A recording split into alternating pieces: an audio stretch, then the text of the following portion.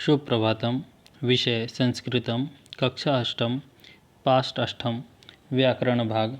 आइए इस वीडियो के माध्यम से आज हम पाठ 8 के व्याकरण भाग पर विचार करेंगे। व्याकरण भाग में प्रत्यय जैसे कि आप सभी जानते हैं, जो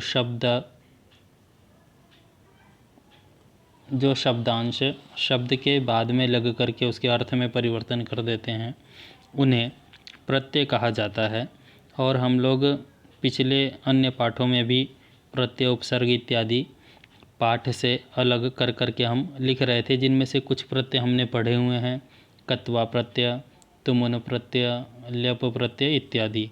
तो आइए आज हम कत प्रत्यय के बारे में पढ़ते हैं। कत प्रत्यय यहाँ पर जैसे देख पा रहे हैं कि भूतकालार्थे प्रयुज्यते, भूतकाल के अर्थ में प्रयोग किया जाता है, अर्थात पास्ट टेंस में।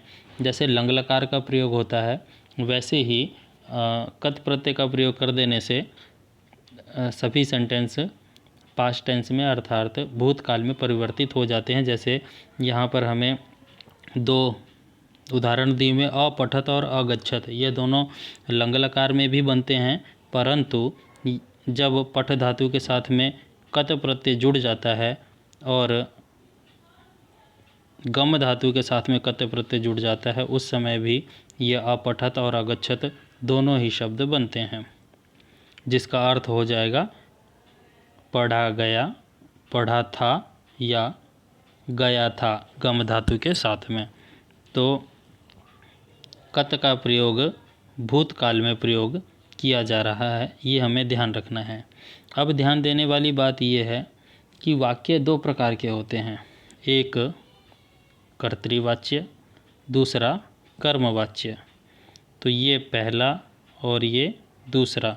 तो कर्तृवाच्य और कर्मवाच्य क्या होते हैं, ध्यानपूर्वक समझिए। जो अभी तक हम प्रयोग करते आते हैं, हम उन्हें कर्तृवाच्य कहते हैं। जैसे सः पठति, सः पुस्तकं पठति, सः जलं पिबति, सः क्रीडा क्षेत्रे क्रीडति इत्यादि जो हम सामान्य अभी तक हम प्रयोग करते आ रहे हैं, वह सब कर्तृवाच्य है।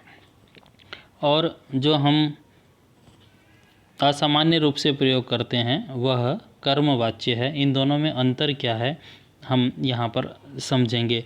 जिसे हम एक्टिव पैसिव भी कहते हैं इंग्लिश में, वही कर्तृवाच्य और कर्मवाच्य है। तो ध्यानपूर्वक देखते हैं। देखिए, जब भी हम कोई वाक्य बनाते हैं तो उसमें कर्ता, कर्म, क्रिया, ये तीनों चीज़ें हम देखते ही हैं कि कर्ता के अनुसार क्रिया का प्रयोग हम करते हैं, ये होता है कर्तृवाच्य में। जबकि कर्मवाच्य में क्या होता है कि कर्ता में तृतीया विभक्ति का प्रयोग यहाँ पर हम देख रहे हैं। कर्म में प्रथमा और क्रिया कर्म के अनुसार में है। जैसे यहाँ पर हम लिखा हुआ देख रहे हैं कि जो क्रिया होगी वह कर्म के अनुसार होगी, अर्थात एक वचन में होगा तो एक वचन, द्विवचन में होगा तो द्विवचन, और बहुवचन में होगा तो बहुवचन। जब इसके हम वाक्य को बनाएंगे तो और हम आसानी से समझ लेंगे।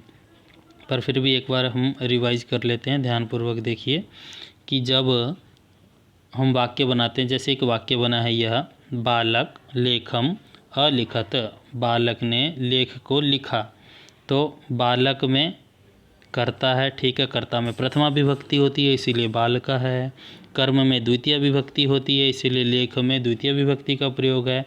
और क्रिया कर्ता के अनुसार में होता है, इसीलिए यहाँ पर कर्ता के अनुसार क्रिया है अलिखत, एक वचन का प्रयोग किया गया है। कर्म में है बालकेन लेखम लेखः अलिखः, बालकेन तृतीय विभक्ति मतलब बालक के द्वारा, लेखः कर्म में हमें प्रथमा विभक्ति का लेना है और क्रिया फिर प्रथमा विभक्ति के अनुसार में ही होगा, लिखितः। ठीक है, तो ये कत प्रत्यय है लिखितः। तो कर्म के अनुसार मतलब ये कि कत प्रत्यय का प्रयोग कर्मवाच्य में किया जाता है। आगे जब कुछ उदाहरण आएंगे तो और हम इसे और अच्छे से क्लियर करेंगे। चलिए अब आगे देखते हैं। दो यहाँ पर ऊपर कॉलम जैसे आप देख पा रहे हैं, एक ये है एक ये है। इसमें क्या है, कर्तरि इति पदे प्रथमा विभक्ति, कर्म इति पदे द्वितीय विभक्ति और क्रिया कर्तृपदानुसारम। अभी जो हम पीछे पढ़ रहे थे उसी को यहाँ पर एक साथ दे दिया गया है। कर्तरी कर्म और क्रिया, कर्तरी कर्म और क्रिया, ये पहला है कर्तरीवाच्य और ये है कर्मवाच्य। ठीक है, तो आगे देखिए कत प्रत्यय का प्रयोग कैसे किया गया है। पुल्लिंग में यह बालक की तरह चलेगा क्योंकि शब्द रूप चलना है।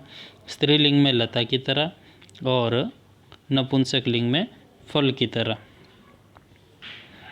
कत प्रत्यांत पदस्य प्रयोग विशेषण रूपेण अपि भवति। जो कत प्रत्यांत पद हैं उनका प्रयोग विशेषण रूप में भी किया जाता है। विशेषण आप सभी जानते ही हैं किसे विशेषण कहा गया है। जैसे यहाँ पर कुछ एग्जाम्पल दिए हुए, ये कत प्रत्यय है भीता। ठीक है, कौन तो विशेष्य क्या है इसका, बालिका। भीता बालिका। खादितम अन्नम, श्रुतः पाठः। इस प्रकार से विशेषण विशेष्य भी यहाँ पर बन रहा है। आगे और भी है, पृष्टः प्रश्नः, पीतम दुग्धम, पठितः पाठः। इस प्रकार से हमें यहाँ विशेषण विशेष्य भी देखने को मिल रहे हैं। चलिए आगे देखते हैं। एग्जाम्पल कुछ दिए गए हैं विशेषण विशेष्य के। जैसे विशेषण विशेष्य में यह ध्यान रखना होता है कि जो विशेष्य है विशेषता उसी की हमें बतानी होती है, तो ध्यानपूर्वक हमें इन बातों पर ध्यान। जैसे बालकः, इसमें देखिए अब यहाँ बहुत सारे विशेषण दिए हुए हैं। बालक के साथ में कौन सा विशेषण होगा, तो इसके वचन और लिंग पर भी हम ध्यान रखेंगे तभी हमें पता चलेगा। तो बालकः, तो प्रबुद्ध, जो बुद्धि से प्रबुद्ध है ऐसा बालक, प्रबुद्धः बालकः। पुष्पम नपुंसक लिंग में है, तो विकसितम पुष्पम, पुष्प विकसित होता है इसीलिए हम यहाँ पर विकसितम लिखेंगे। अश्वः, अश्व घोड़ा दौड़ता है, तो दौड़ते हुए भी हो तो धावितः, दौड़ता हुआ घोड़ा। सूर्यः, सूर्य कैसा होता है, तप्तः, तपता हुआ होता है, तो तप्तः सूर्यः। पाठः, कैसा पाठ, पढ़ने वाला पाठ, पठितः पाठः। बालिका स्त्रीलिंग में आ गया तो सुप्ता बालिका। पथिकः, तो श्रांतः पथिकः, पुल्लिंग में उसका प्रयोग होगा तो श्रांतः का प्रयोग हम करेंगे। फलम नपुंसक लिंग में पक्वम फलम, पका हुआ फल। इस प्रकार से यहाँ पर इसका प्रयोग होगा। आगे देखते हैं। आगे लिखा हुआ है, अधोलिखितेषु वाक्येषु स्थूल पदानां प्रकृति प्रत्यय संयोज्य विभज्य व लिखन्तु। प्रकृति प्रत्यय को हमें जोड़ करके और तोड़ करके लिखना है। तो कत प्रत्यय का प्रयोग हमें यहाँ पर देखने को मिल रहा है। यहाँ पर अब हमें ये ध्यान रखना है कि जैसे ये दिया हुआ है कर्मवाच्य, तो हमें कर्मवाच्य का ही वहाँ पर एग्जाम्पल देखने को मिलेगा कि पहले में तृतीया विभक्ति का प्रयोग होगा और अन्यों में प्रथमा का प्रयोग होगा।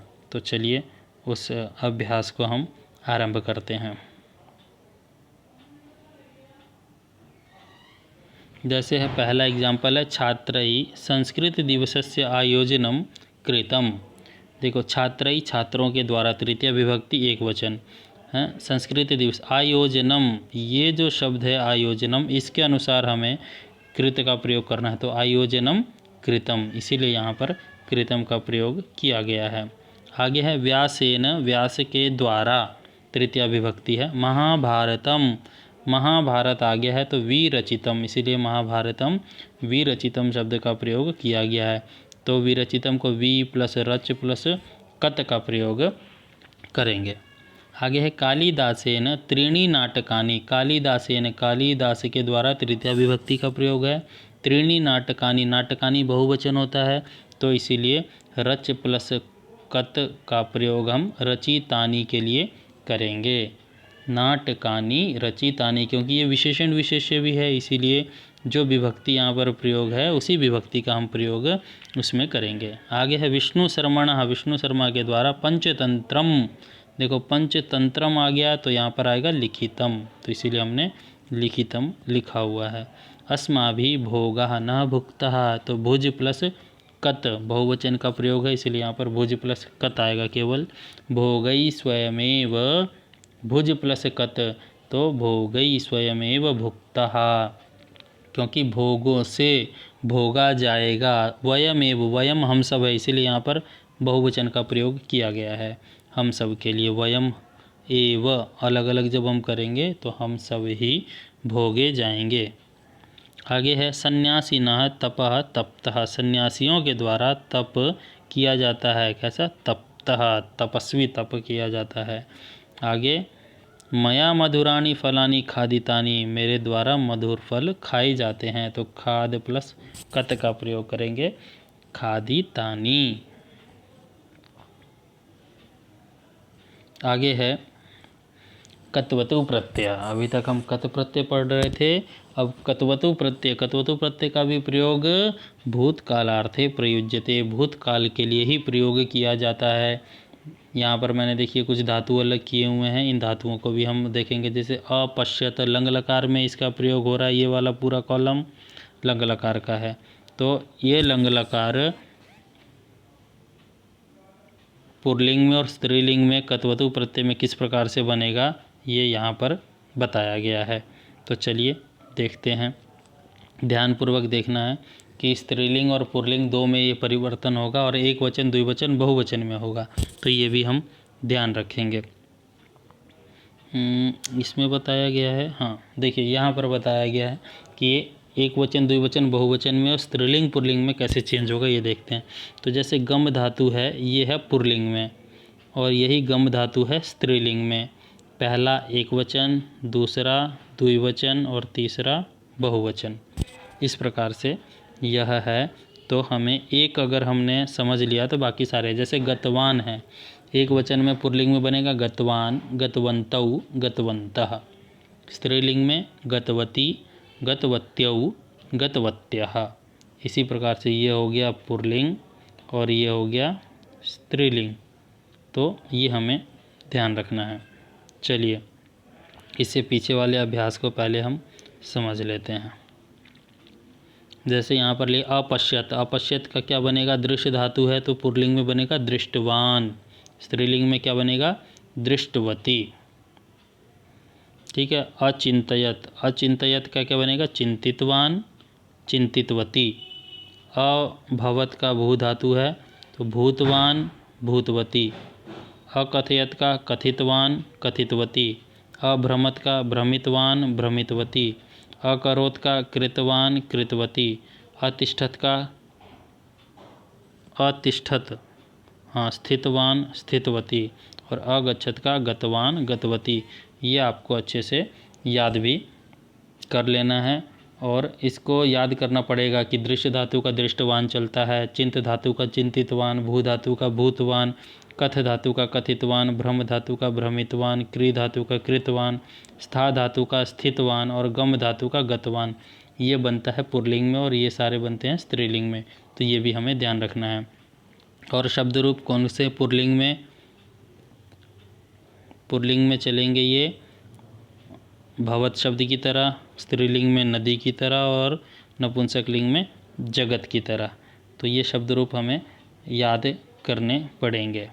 चलिए इसके ये हमने समझ लिया कि एक वचन, द्विवचन और बहुवचन में ये स्त्रीलिंग में पुल्लिंग में और ये स्त्रीलिंग में, तो ये हमें याद रखना है। गतवान, गतवन्तौ, गतवन्तः, गतवती, गतवत्यौ, गतवत्यः। जब हम इसका अभ्यास करेंगे तो देखिए यहाँ समझना पड़ेगा। बालकः अभ्रमत, बालकः देखिए ये बालक है तो इसका मतलब पुल्लिंग है, तो हमें पुल्लिंग का ही प्रयोग करना है, इसीलिए आ गया बालकः भ्रमितवान। क्योंकि ये एक वचन है इसीलिए एक वचन के साथ में हम एक वचन का ही प्रयोग करेंगे। लंग लकार है, लंग लकार के बदले में ही हमें कत्वतु प्रत्यय का प्रयोग करके भ्रमितवान लिखना पड़ा है। तो एक तरफ लंग लकार है, ये वाला सारा साइड लंग लकार का है और ये कत्वतु प्रत्यय का है, दोनों का अर्थ एक ही रहेगा, भूतकाल में ही परिवर्तन होगा दोनों से। आगे है बालकौ अभ्रमताम। देखो बालकौ यहाँ द्विवचन का प्रयोग है, तो हमें बालक है, बालक पुल्लिंग में है तो द्विवचन का प्रयोग करेंगे। तो गतवान गतवंतौ, तो यहाँ पर आएगा अभ्रमत का भ्रमितवान भ्रमितवंतौ, क्योंकि ये हमने ऊपर भ्रमितवान यूज किया है तो द्विवचन में भ्रमितवंतौ। और बालकाः, यहाँ पर अब बहुवचन आ गया तो इसीलिए यहाँ पर अब बहुवचन का प्रयोग करेंगे भ्रमितवन्तः। यहाँ भ्रमितवन्तः पहले से दिया हुआ है, इसीलिए अब लंग लकार का बहुवचन हमें प्रयोग करना पड़ेगा। तो अभ्रमत एक वचन, अभ्रमताम द्विवचन, अभ्रमण बहुवचन। इस प्रकार से यह शुद्ध हो जाएगा पहला। अच्छा, हम लोग यहाँ पर थे, ठीक है। उसके बाद है अगला, सह अचिंतयत। सह पुल्लिंग में है तो यह पुल्लिंग ही होगा, सह चिंतितवान, क्योंकि अचिंतयत है लंग लकार में तो चिंतितवान बनेगा। उसके बाद है तौ अगच्छताम। तौ वे दोनों हैं तो पुल्लिंग का चल रहा तो हम पुल्लिंग वाला ही लेंगे, इसलिए तौ। गतवंतौ यहाँ पर पहले से लिखा हुआ है तो इसी बेस पे हमें लंग लकार का यहाँ प्रयोग करना था, अगच्छताम। उसके बाद है ते अखादन, वे खाएं, तो बहुवचन में बनेगा ते खादितवन्तः। उसके बाद त्वम किम अखादा, तुमने क्या खाया, तो त्वम किम खादितवान। ये देखिए कत्वतु प्रत्यय का प्रयोग यहाँ पर किया गया है। उसके बाद है युवाम किम अखादम, तुम दोनों ने क्या खाया, तो द्विवचन का प्रयोग होगा, इसलिए यहाँ पर आएगा युवाम किम खादितवन्तौ। ठीक है, क्योंकि यहाँ पर आप स्त्रीलिंग पुल्लिंग का भी कोई भी प्रयोग आप कर सकते हैं, परंतु पुल्लिंग का प्रयोग चल रहा है इसलिए हम पुल्लिंग का ही प्रयोग कर रहे हैं। उसके बाद यूयम किम अखाद, तुमने क्या खाया, तुम सब ने, तो अब बहुवचन का यहाँ प्रयोग करेंगे यूयम किम खादितवन्तः, क्योंकि खादितवान खादितवन्तौ खादितवन्तः इस प्रकार से बहुवचन में बनेगा। ये एक वचन है, ये द्विवचन है और ये बहुवचन है। चलिए आगे है अहम अपठम, मैं पढ़ा, तो अहम पठितवान। आवाम द्विवचन का प्रयोग है तो पठितवन्तौ, वयम बहुवचन है तो पठितवन्तः। इस प्रकार से पुल्लिंग में इसका प्रयोग हम यहाँ पर कर रहे हैं। चलिए अब अगला अभ्यास है स्त्रीलिंग का। आसान है, एक वचन में ही प्रयोग किया गया, ध्यानपूर्वक देखिए। अध्यापकः कथितवान, अध्यापक ने कहा, तो स्त्रीलिंग में क्या बनेगा, अध्यापिका कथितवती। देखिए अगर छोटी की मात्रा यहाँ लगा देंगे तो गलत हो जाएगा, इसीलिए मात्रा इन सब में बड़ी लगेगी। मुशिका इतस्ततः भ्रमितवान, मुशक इधर उधर घूमता है तो स्त्रीलिंग में मुशिका इतस्ततः भ्रमितवती। ये बिल्कुल शुद्ध सेंटेंस है। युवक खादितवान, तो युवती खादितवती। खादितवती में देखिए त में बड़ी की मात्रा है, यही ध्यान रखना है। बालक गतवान, बालिका गतवती। शिक्षकः पठितवान, शिक्षिका पठितवती, सॉरी पाठितवती, हाँ पढ़ा रही है तो यहाँ पर आ की मात्रा भी आप लगा देना, पाठितवती। आगे है पुत्रः निवेदितवान, तो पुत्री निवेदितवती। वृद्धः पृष्ठवान, तो वृद्धा पृष्ठवती। जनकः दत्तवान, तो जननी दत्तवती। इस प्रकार से यह स्त्रीलिंग का प्रयोग हमें एक वचन में देखने को मिला। अगर बहुवचन का प्रयोग होता तो भ्रमितवती भ्रमितवत्यौ भ्रमितवत्यः, खादितवती खादितवत्यौ खादितवत्यः, गतवती गतवत्यौ गतवत्यः, पठितवती पठितवत्यौ पठितवत्यः। इसी प्रकार से हम अन्यों में भी इसका प्रयोग कर लेंगे। चलिए धन्यवाद।